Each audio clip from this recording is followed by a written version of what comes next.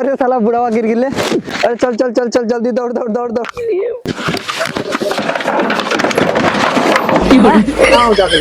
घर में सुनी क्या आप तो क्या पता था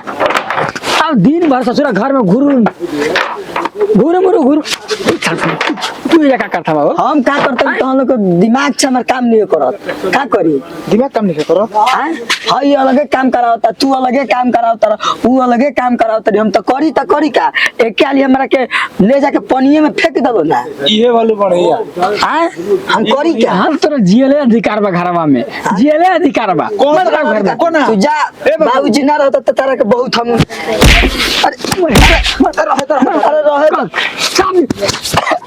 अरे मोइबा का अब ये चाप दे जान तक कमाओ ना करो बेगो जान जा 3 दिन से तबीयत खराब है 3 दिन से हमार खुद हमार पेट दुखाता था हम तो हम लोग काम करता नहीं पूर्वांचल स्टेट बैंक में दिखा दे तू कहा ना तो हम अबे पैसा पर दे के एक का गोली मरवा देता बड़ा हरामी हो। देख लो जानते नहीं बेटा श्राद्धो कराइला बियाहो कराइला हाँ ठीक है 3 दिन से तबीयत खराब है चल पूर्वांचल बैंक में हमके दिखवा दे। ए बाबू बैंक में इलाज होला पैसा नो निकलेला जमा होला तू हमके सिखावे पूरा जवानी बीत गइल बैंक में घुमा दलाल संगे हाँ तो खुद दलाल नहीं हमें दलाली करवावे ना करे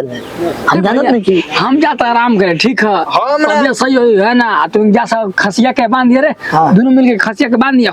ठीक है बात है मेरा खांसी बेरा तार रहल ने बेच चल चल खोल हम खोली अरे करबे ठीक खोलबे कि ना तोरा के नहीं की बोलत काहे से कि बड़ भाई ऐसे से वही तो हमनी के बोलत छोट हो तो खोल ते काहे नहीं कुछ खोलत रे अरे ते खोलबे कि ना अरे काट हमार से ये अजुरा था हमारी हम कुछ नहीं बोलत। हाँ तो अपने में कट मर जाइए ठीक बना के उना आई बच्चा छोड़ाओ खातिर का देखी अरे ई मारता हो खाली मारते हैं मारता ना फायदा का मैं पीठ से छिल डाला सही देखा ये हमारा अब बाबूजी कहाँ गई नहीं है बाबूजी का तबीयत खराब हो गई घर में सूते सही में नहीं ये बूढ़ को पनस और हम परेशान हो गए बानी बहुत पूर्वांचल बैंक में दवाई कर बताओ बैंक में दवाई होला कि पैसा निकलेला इनके ले जाके कोनो सरकारी के थी मेडिकल से दवाई काहे के दिवा दे अभी बकरी खोले के भेजला हम बकरी खोली कर बाद हां तो ले जाई जा ए बाबा जी आप छोट बानी आप खोल के ले जाई ठीक है हम लेके जाता नहीं तनी शर्म छोट बानी चलो चल ना ठीक बाप के जैसा नहीं खी लेके जाता नहीं हम ओकरे को भेजो हां तो जाई जा हां तो ले जाके के खेतवा में मत हेला देब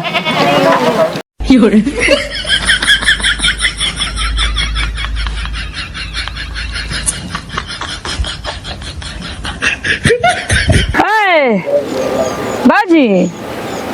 टीका जी मन आई जगह में तो पोज मरबे करनी सुतलो में पोज मारतनी घरिया में तनी का बाजी है ये टंगरी छितरा के सुतल बनी हां जाके होनी घास घर के आइल बनी जाके उठा लिया अरे तबीयत सही ना अरे हमार बहन हम 4 दिन से सुना तनी कि तबीयत सही नहीं के तबीयत भइल का बात नहीं हमको बताई बहुत परेशानी है कौन परेशानी है को नहीं की सकत नहीं का बाई वही समझ बा का कोई नहीं की सकत देख हमसे उल्टा बोल मत लड़े के मन ना हां तो लड़े के मन ना हम जानत है हमरो लड़े के मन ना जाके घास ले आई दे ना खरबू ना दे तू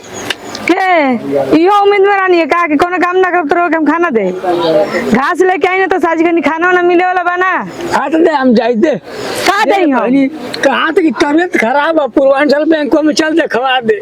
आई एक कर में बूढ़ो को पूर्वांचल बैंक में तबीयत खराब दवाई हो जा होला हां बैंक काला की हॉस्पिटल का हाला अरे भाई ये भाई खेते में ठीक है हां जाई घास जाके ले आई जा था खेतवे में ठीक बा जल्दी आइब लेके खाली अपना मन के करता लो मन करता नहीं भौजी के भाग जी सर घर छोड़ छाड़ के कमाए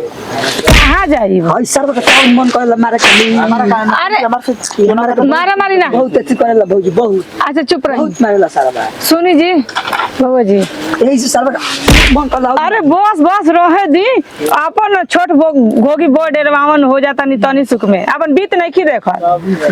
बताई बाबूजी के भेजले बनी घास के बाबूजी के बतिया आई हो दादारी इतना जोर से मार देनी बा मारा खाली देख लो